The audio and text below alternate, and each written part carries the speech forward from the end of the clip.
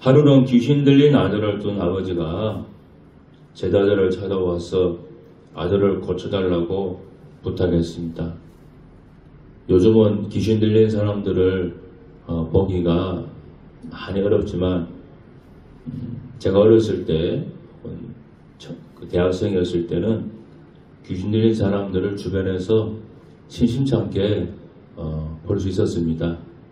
제가 다니던 교회에서도 귀신 들린 사람들을 여러 번 제가 보고 또 그 사람들이 고침 받을 수 있도록 같이 기도했던 적도 꽤 있었습니다. 근데 귀신 들린 이 아들 정말로 굉장히 힘든 그런 상태인데 제자들에게 고쳐달라고 했지만은 제자들이 귀신을 쫓아내지 못했습니다. 예수님이 산에서 내려오셔서 이 귀신 들린 아이를 고쳐주셨습니다. 나중에 제자들이 예수님께 조용히 물었습니다. 28절에 나오는데 우리는 어찌하여 능히 그 귀신을 쫓아내지 못하였나이까. 예수님의 답은 뭐였습니까? 기도였습니다. 오늘 29절이죠. 굉장히 중요한 말씀입니다. 이르시되 기도 외에 다른 것으로는 이런 종로가 나갈 수 없느니라. 왜 못했습니까? 왜 안 됐습니까? 이런 질문에 대한 예수님의 답은 기도입니다. 여러분 우리가 앞으로 인생을 쭉 살아가잖아요. 요즘 70년, 70세, 80세, 많이 40분은 100살까지 살던데 사람이 살면서 여러분, 저를 포함해 우리 모두가 이런 질문을 자주 하게 됩니다. 왜 안 됐습니까? 왜 못됐습니까? 왜 할 수 없었습니까? 나는 왜 안 됩니까? 이런 질문 많이 던져요. 자, 거기에 대한 예수님의 답은 기도입니다. 창세기에 한 가족 사이에 뿌리 깊은 그 갈등의 문제가 나옵니다. 바로 이삭과 리브가의 가정입니다. 이삭은 아브라함의 아들이죠. 이삭과 리브가 가정에서 두 아들이 태어납니다. 쌍둥이 아들입니다. 에서와 야곱이 태어납니다. 에서와 야곱은 태어나기 전부터 엄마 뱃속에서부터 싸웠습니다. 나이가 들면서 아버지의 재산 문제로 형제 간의 갈등이 생깁니다. 그것은 장자가 아버지 재산의 유산의 2배를 받습니다.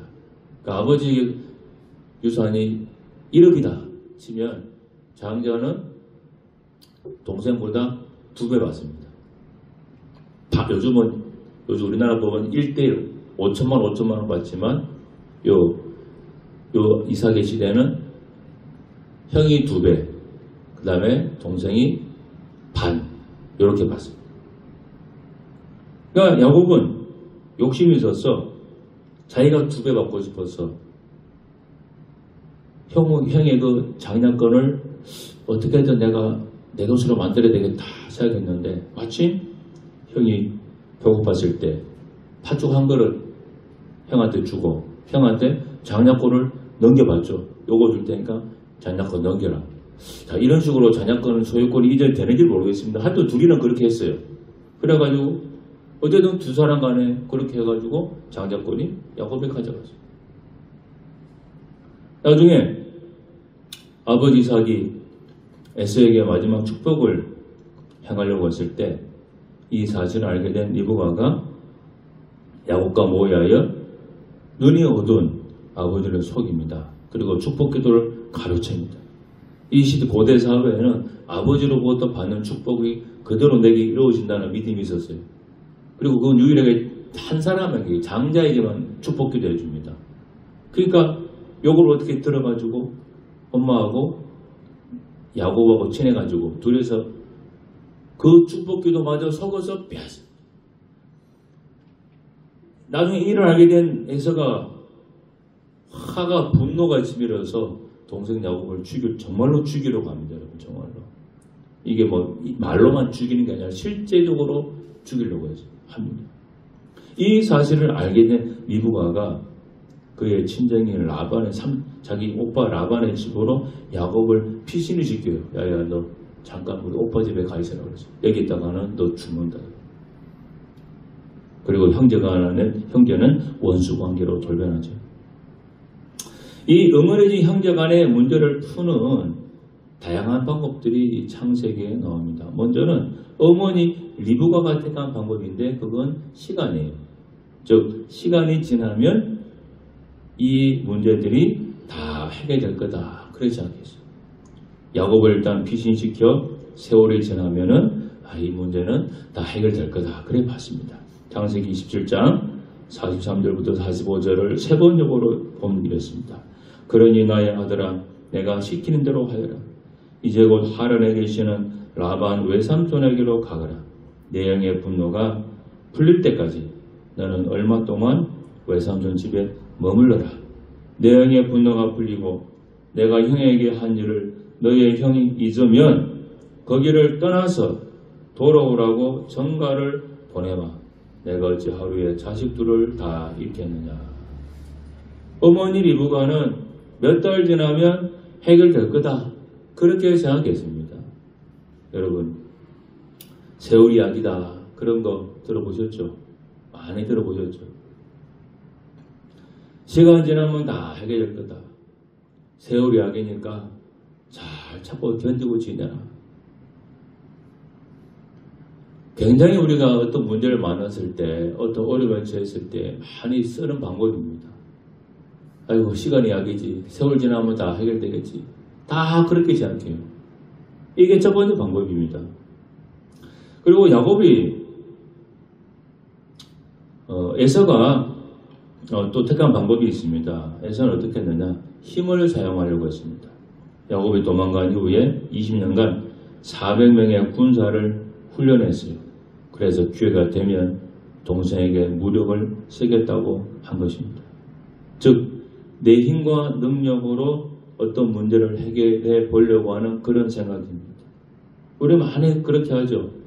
어떤 문제 생기면 내 힘으로 내가 가진 어떤 자원으로 내 능력으로 내 지식으로 이걸 해결해 봐야지. 대부분 그렇게 하잖아요. 에서가 그렇게 했습니다. 마지막 야곱이 택한 방법이 있습니다. 뭐냐? 돈을 주는 거예요. 에서를 위해서 엄청난 양의 예물을 보냄으로 문제를 해결하려고 했습니다. 그러니까 꽤가 많은 야곱은 내가 형한테 뇌물을 주면, 즉 돈 주면은, 돈 많이 주면은 형 마음 풀릴 거다.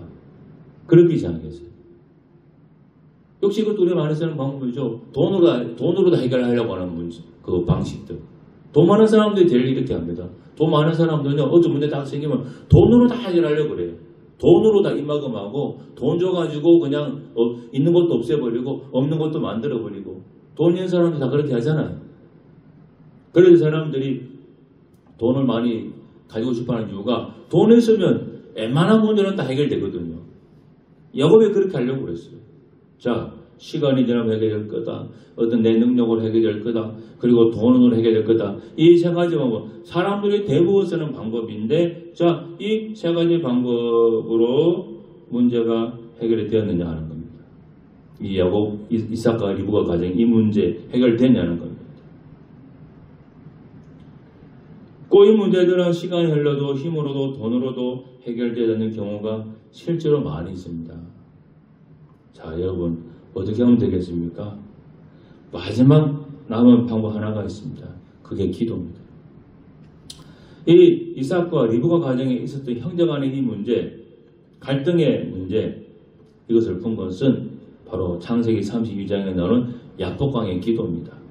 야복강에서 홀로 남아 밤새 기도한 뒤에야 야곱과 에서의 20년 해묵은 얽힌 문제가 그때 해결이 됩니다. 그때. 앞에 세 가지 방법은 다 써도 해결이 안 됐는데 20년이 지나도 해결이 안 됐는데 야곱이 두 손 두 발 다 들고 하나님 앞에 기도하니까 그때에서야 그 문제가 해결이 됐습니다. 여러분 시간을 거슬러 와서 어머니 리브가가 삼촌 자기 오빠리 라반의 집으로 야곱을 피신시키기 전에 기도로서 해결을 하려고 했다고 한다면 어쩌면 그 가정의 그 어려움의 문제가 굉장히 빨리 해결되었을 수도 있습니다. 예전에 제가 있던 교회에 국회의원이었던 집사님이 한 분 계셨어요.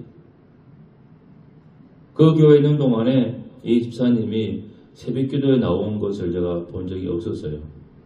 뭐 괜히 바쁘셔서 그런지 모르겠습니다만은, 근데 하루는 제가 새벽기도회를 설교하려고 인도하는데 맨 뒷자리에 그 집사님이 앉아 있는 거예요. 생전 기도하러 나오는 분이 아닌데 맨 뒷자리에 집사님이 앉아 있어요. 또 다음 날에도 보니까 앉아 계시더라고요. 그래서 나중에 제가 들은 바에 의하면은 이 집사님에게 아주 정치적으로 어려운 일이 생겼다고 들었습니다. 뉴스에도 나왔어요. 보니까. 그 이후에도 여러 번 기도에 나와서 기도하는 모습을 제가 보았습니다. 그러니까요, 이 세상에는요, 시간이 지나도 해결 안 되는 문제가 있고, 내가 권력이 있어도 해결 안 되는 문제가 있고, 내가 돈이 많아도 해결 안 되는 문제가 있습니다. 그러니까 돌고 돌아 결국 하나님 앞에 기도하게 되어요. 그러니까 새벽 기도에 나와서 뒤에라도 앉아 있어 봐야 되는 거예요. 그러니까 하나님 앞에 기도하면 되겠지라고 생각할 수밖에 없는 것입니다. 이 사실을 빨리 깨닫고 평소에 기도하는 사람이 정말 그게 지혜로운 신자예요. 예수님은 돌고 돌아서 결국 기도가 답이라고 가르쳐 주셨습니다. 여러분, 돌고 돌다가 고생하지 말고 그냥 처음부터 하나님께 기도하는 사람 돼야 됩니다. 젊을 때는 잘 모르겠지만 여러분, 나이가 점점 들어가 보십시오. 결국 돌고 돌아 기도가 답이라는 것을 알게 됩니다. 그래서 나중에 내 신앙의 연수가 많아지면 어떤 문제가 생기잖아요. 그러면 처음부터 그냥 기도합니다. 왜? 기도가 답인 걸 아니까. 처음부터 기도해요. 그런데 신앙이 약하고 젊고 뭔가 아직 내가 할 수 있다고 생각될 때는요, 처음부터 기도 안 해요. 왜? 뭐가 내가 하면 될 것 같거든요.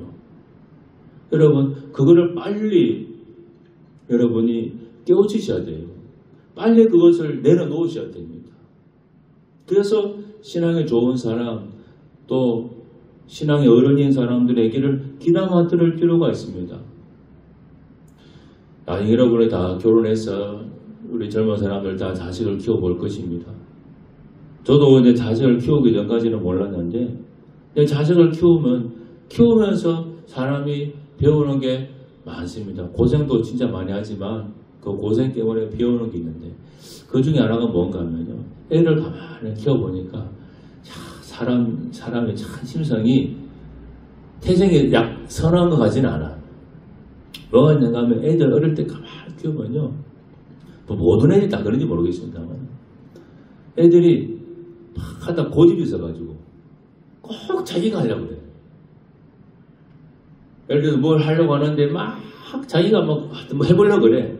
근데 부모가 볼 때는 얘가 못할 것 같거든요. 그러면 야, 그거 줘봐. 내가 풀어줄게. 내가 뭐 고쳐줄게. 뭐 내가 뭐 따줄게. 이런 식으로 말하면은 귀엽고 자기가 하겠다고 뺏어가지고 자기가 하겠다 그래요. 낑낑. 물론 자기가 해보려고 하는 건 좋은데 제가 볼 때는 이거 아이가 할 수 없는 일이에요. 딱 볼 때. 어린이 볼 때 이건 얘가 할 수 없는 수준의 문제야. 그런데 귀엽고 고집을 부려요. 막. 하다 아니 나중에는 결국 들고 부모한테 오면 해달라고. 여러분, 내가 할 수 없는 거는 빨리 포기하고 하나님께로 가져가는 게 그게 내가 고생도 덜 하고 현명한 거예요. 빨리 깨달으시기 바랍니다. 하나님께 처음부터 무릎 꿇고 기도하는 그거를 여러분 선택하시기 바랍니다. 그게 지혜로운 사람이고 그게 현명한 사람입니다. 기도가 예수님이 답이라고 그랬어요. 기도해야 우리가 올바르게 판단할 수 있고 기도해야 잘못된 판단을 할 가능성이 많이 줄어듭니다. 기도해야 내게 닥친 문제 생기는 것은 어찌할 수 없겠지만 그 문제를 빠르고 현명하게 그 문제를 해결할 수가 있습니다. 사람이 몸에 뭔가 곪으면은 시간이 지나면 골마 터지잖아요. 터지기 전에 기도해서 그 문제를 해결하셔야 됩니다. 하나 얘기만 짧게 하고 말씀을 좀 맺으려고 합니다. 하나님의 퍼즐링이라고 하는 책이 있더라고요. 이분이 쓴 책에 하나님께서 어려울 때 기도하니까 어떻게 도와주셨는가 이제 그 간증들이 많이 적혀 있습니다. 이제 그 중에 하나를 소개해 드리겠습니다. 이분이 이제 목사님 사모님인데 어떤 교회에 어떤 특별한 사역을 하신 분이에요. 한 번은 그 인쇄비의 그 재정이 부족해서 그 인쇄소에 돈을 반만 보내놓고 나머지 반이 없어서 하나님께 기도할 때였다고 합니다.